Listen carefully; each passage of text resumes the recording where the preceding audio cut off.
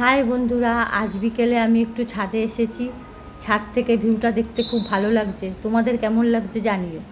এই বাচ্চা দুটো সে যার নিজেদের মতন খেলে চলেছে।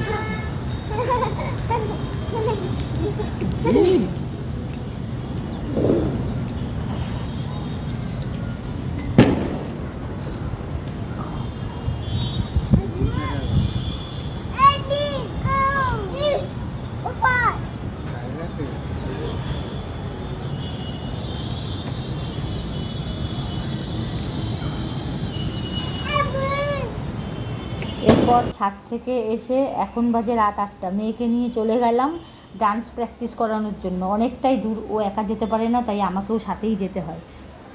আহমেদাবাদে যে আমাদের দুর্গা পুজো হয়, সেখানে ডান্সের একটা প্রোগ্রাম অনুষ্ঠিত হয়, সেখানেই এই বাচ্চারা অংশগ্রহণ করে।